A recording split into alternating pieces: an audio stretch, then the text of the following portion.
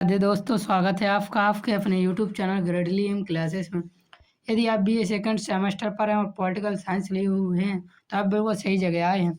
हमारा जो पेपर है वह है पॉलिटिकल थ्योरी एंड कॉन्सेप्ट्स का, जिसका हम आज यूनिट 4 का पार्ट 2 पढ़ने वाले हैं। यूनिट 4 के पार्ट 1 पर हमने संप्रभुता पढ़ा था। यूनिट 4 के पार्ट 2 पर हम लॉ अर्थात कानून की डेफिनेशन, सोर्स और क्लासिफिकेशन के बारे में यहाँ पढ़ने वाले हैं। इससे पहले हम एक वीडियो बना चुके हैं जिस पर हमने सिलेबस का डिस्कशन किया हुआ है। हमें पीडीएफ कहाँ से मिलेगा उसके बारे में भी मैंने बताया हुआ है। पीडीएफ देखना है और सिलेबस में हमारे क्या क्या कितने यूनिट है, कैसे पढ़ने वाले हैं, उस सब की जानकारी आपको वीडियो में मिल जाएगी, जिसका लिंक आपको डिस्क्रिप्शन पर मिलेगा। आप वहाँ से जाकर देख सकते हैं, या फिर आपको चैनल पर प्ले लिस्ट भी मिल जाएगी, आप वहाँ से जाकर भी देख सकते हैं। तो इसके पहले हमने यूनिट 4 के पार्ट 1 पर हमने क्या पढ़ा था, संप्रभुता के बारे में पढ़ा था। जैसे कि आप सभी को पता है, मैं पिछली वीडियो से रिलेटेड एक क्वेश्चन एमसीक्यू आपके लिए लेकर आता हूँ। यह हमारी वीडियो थ्योरी प्लस एमसीक्यू दोनों प्रकार के पेपर के लिए होने वाली। ज़्यादातर स्टूडेंट के जो पेपर है वह एमसीक्यू बेस्ड होने वाला है, किंतु हमें थ्योरी पढ़नी भी ज़रूरी है। थ्योरी से ही एमसीक्यू बनते हैं, और यदि हमें 100% स्कोर करना है तो थ्योरी पढ़ना इम्पोर्टेंट हो जाता है। और यदि आपको पास होना है तो शुरू के ये 4 यूनिट पढ़ लेना, उससे आप पास हो जाएंगे और अच्छा खासा आप परसेंट भी बना सकते हैं। चैनल पर नए हैं तो चैनल को सब्सक्राइब जरूर कर देना। वीडियो पसंद आए और हर चीज़ समझ में आए तो वीडियो को लाइक कर देना। चलिए बिना देरी किए बढ़ते हैं आगे। आपकी स्क्रीन पर आपका पहला क्वेश्चन होगा जो कि पिछली वीडियो से संबंधित है। संप्रभुता के अद्वैतवादी सिद्धांत का प्रमुख प्रतिपादन क्या है? संप्रभुता समाज के विभिन्न समूह में विभाजित होता है। संप्रभुता अंतर्राष्ट्रीय कानून से नियंत्रित होता है। संप्रभुता अविभाज्य और सर्वोच्च होती है। संप्रभुता केवल नैतिक शक्ति है। इसका सही आंसर आप हमें कमेंट पर जरूर बताएंगे। चलिए अब हम पढ़ते हैं लॉ के meaning, type, source and basic evidence के बारे में। सबसे पहले कानून की भूमिका अर्थात कानून के इंट्रोडक्शन के बारे में हम पढ़ेंगे। राज्य का मुख्य उद्देश्य शांति, व्यवस्था और मानव कल्याण की स्थापना करना है। यह तभी संभव है जब नागरिक कुछ सामान्य नियमों का पालन करे। इसी के लिए कानून बनाए गए हैं और इन नियमों को ही कानून कहा जाता है। कानून राज्य द्वारा निर्मित वह व्यवस्था है जिसके माध्यम से समाज में अनुशासन, सुरक्षा और न्याय सुनिश्चित किया जाता है। यदि कानून ना हो तो समाज में अराजकता फैल जाएगी। प्रत्येक व्यक्ति अपनी इच्छा के अनुसार व्यवहार करेगा। इसलिए कानून किसी भी संगठित समाज की आधारशिला है। यदि किसी देश में कानून नहीं है तो बेसिक सी बात है, समाज में क्या होगी, अराजकता फैल जाएगी। ये सभी लोग जानते ही है। अब देखेंगे यहाँ से कानून का अर्थ और कानून की परिभाषा। समान अर्थ में कानून उन नियम समूह को कहा जाता है जिन्हें राज्य द्वारा अपने नागरिकों के जीवन को व्यवस्थित करने के लिए बनाया जाता है। इन नियमों का पालन करना अनिवार्य होता है और उल्लंघन करने पर दंड का प्रावधान होता है। अब हम दंड के बारे में भी पढ़ेंगे, जिसे हम कहते हैं थ्योरी ऑफ पनिशमेंट। अगली पार्ट पर हम पढ़ेंगे।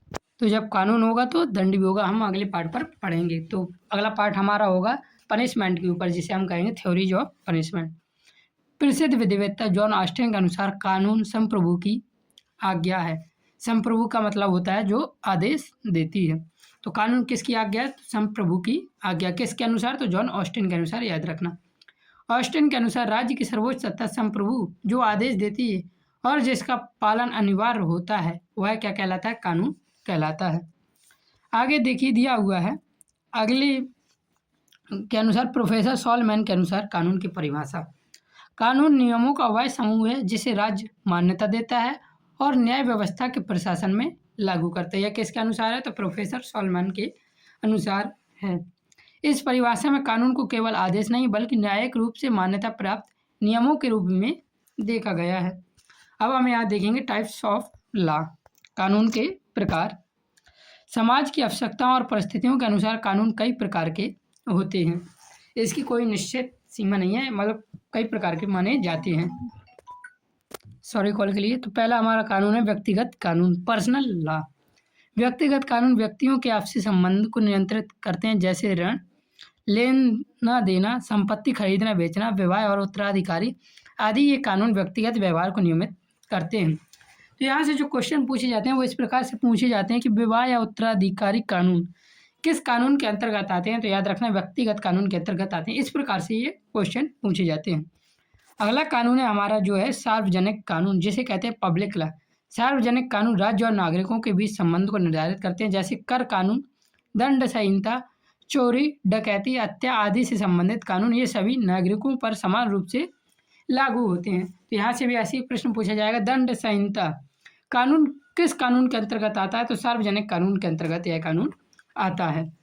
याद रखना कौन कौन से, कर कानून, दंड संहिता, चोरी, डकैती और हत्या, इस प्रकार के कानून जो कि राज्य और नागरिकों के बीच संबंध निर्धारित करते हैं। अगला कानून है संवैधानिक कानून। संवैधानिक कानून सरकार की संरचना, शक्तियों और नागरिकों के अधिकार को निर्धारित करता है। संवैधानिक कानून में क्या होता है? जैसे राष्ट्रपति के चुनाव, संसद की संरचना, न्यायपालिका की शक्तियाँ आदि ये आती हैं किसके अंतर्गत? संवैधानिक कानून के अंतर्गत आती हैं। ये कानून राज्य की आधारभूत व्यवस्था को स्पष्ट करते हैं। अगला कानून है जिसे कहते हैं सामान्य कानून या जनरल लॉ। सामान्य कानून नागरिकों के दैनिक जीवन को नियमित करता है। ये विधायक द्वारा बनाए जा सकते हैं या प्रचलित परंपराओं पर आधारित भी हो सकते हैं। अगला कानून है प्रशासनिक कानून, इंग्लिश में बोला जाता है एडमिनिस्ट्रेटिव लॉ। प्रशासनिक कानून सरकारी अधिकारियों और कर्मचारियों से संबंधित होते हैं। ये विशेष रूप से प्रशासनिक कार्यों को नियंत्रित करते हैं। अगला कानून है प्रथागत कानून, जिसे कस्टमरी लॉ कहते हैं। ये वे कानून हैं जो लंबे समय में से प्रचलित रीति रिवाजों से विकसित हुए हैं। जब न्यायालय ने मान्यता दे देता है तो वे कानून का रूप धारण कर लेते हैं। जैसे पंचायत के फैसले, पहले के ज़माने में क्या होता था? पंचायत फैसला करती थी और उसी फैसले के आधार पर दंड मिलता था। तो यही कानून अब हम पंचायत हो जाते हैं गांव में, आपने देखा होगा। तो इन्हें क्या कहते हैं? प्रथागत कानून कहते हैं। अगला देखिए दिया हुआ अध्यादेश कानून। अध्यादेश कार्यपालिका द्वारा विशेष परिस्थितियों में किया गया अस्थायी कानून होता है। यह तब लागू होता है जब विधायक का सत्र नहीं चल रहा होता है। तो अध्यादेश कैसा कानून होता है? तो अस्थायी कानून होता है। याद रखना, इंपॉर्टेंट क्वेश्चन सिर्फ यही बनेगा कि अध्यादेश कैसा कानून है? तो अस्थायी कानून है। 8वां कानून है अंतर्राष्ट्रीय कानून, इंटरनेशनल लॉ। अंतर्राष्ट्रीय कानून स्वतंत्र राष्ट्रों के बीच संबंधों को नियंत्रित करता है, जैसे युद्ध, संधि, व्यापार और कूटनीति संबंधों से संबंधित नियमों को निर्धारित करता है। इस पर हमारे साइन होते हैं। जैसे किसी देश के साथ संधि हुई, किसी देश के साथ युद्ध हुई, तो ये इंटरनेशनल लॉ पर आधारित होते हैं। आगे देखिए कानून के स्रोत क्या क्या हैं। कानून अचानक उत्पन्न नहीं होते बल्कि विभिन्न स्रोतों से विकसित होते हैं, जैसे रीति रिवाज, परंपराओं, धर्म, न्यायिक निर्णय, विधि निर्माण, कानूनी टीकाएं, नीति और औचित्य। इन सभी स्रोतों के माध्यम से कानून समय समय पर विकसित और परिवर्तित होते रहते हैं। अब अच्छे कानून के लक्षण, ये तो सभी को मालूम होगा। सरल और स्पष्ट होना चाहिए, स्थायी होना चाहिए, सभी पर समान रूप से लागू हो, व्यवहारिक हो, निष्पक्ष हो और नागरिकों के अधिकार की रक्षा करे, मानव की सर्वांगीण उन्नति में सहायक हो। ऐसे कानून कैसे अच्छे कानून कहलाते हैं।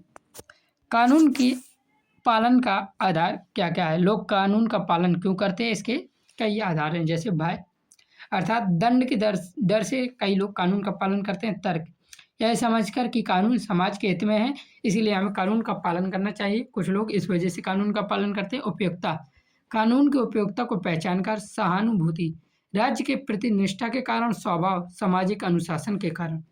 अभी एमसीक्यू में दूंगा, एमसीक्यू से आपका सब कंप्लीट हो जाएगा और वो बहुत इंपॉर्टेंट एमसीक्यू होंगे, आपके पेपर में आने के बहुत ज़्यादा चांस होंगे। इस प्रकार कानून केवल दंड के भय से नहीं बल्कि सामाजिक समझ और नैतिक चेतना से भी पालन किए जाते हैं, जैसे राज्य के प्रति निष्ठा के कारण, सामाजिक अनुशासन के कारण कानून के पालन किया जाता है। देखिए अब यहाँ से इम्पोर्टेंट एमसीक्यू कैसे पूछे जाते हैं। कानून संप्रभु की आज्ञा, यह कथन किसका है? सॉलमन का, जॉन ऑस्टिन का, गार्नर का, रूसो का।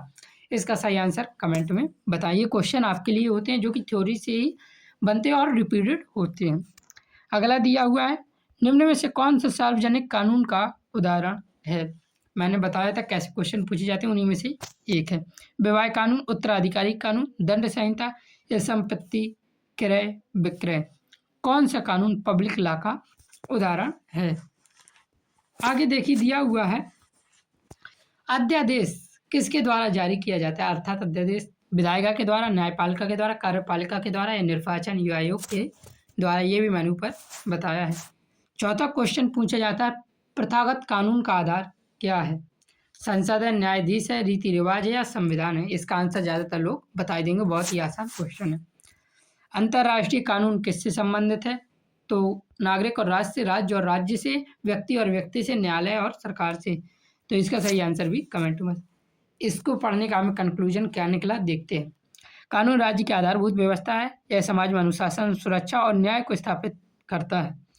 कानून के बिना राज्य का अस्तित्व संभव नहीं है। विभिन्न प्रकार के कानून और उनके स्रोत समाज की आवश्यकताओं के अनुसार विकसित होते हैं। एक अच्छा कानून वही है जो न्यायपूर्ण, स्पष्ट और जनहितकारी हो। तो कानून से इम्पोर्टेंट एमसीक्यू भी मैंने आपको करवा दिए। आपको सारी थ्योरी अच्छे से पढ़नी है, क्योंकि कुछ एमसीक्यू ऐसे होते हैं जो थ्योरी से डायरेक्ट आ जाते हैं। मैं हो सकता है वो एमसीक्यू ना ले पाऊँ यहाँ पे, तो पूरी थ्योरी जरूर पढ़ना। यदि वीडियो पसंद आया, आपको हर चीज़ समझ में आई है, तो वीडियो को लाइक करना। चैनल पर नए हैं तो सब्सक्राइब जरूर कर देना। आप किस यूनिवर्सिटी से हैं कमेंट पर जरूर बताएं। जय हिंद, जय भारत, राधे राधे। हाँ, और एक बात और, पीडीएफ के लिए आप वीडियो देख सकते हैं, डिस्क्रिप्शन पर लिंक मिल जाएगा, आप वहाँ से जाकर देख सकते हैं। जय हिंद, जय भारत, राधे राधे।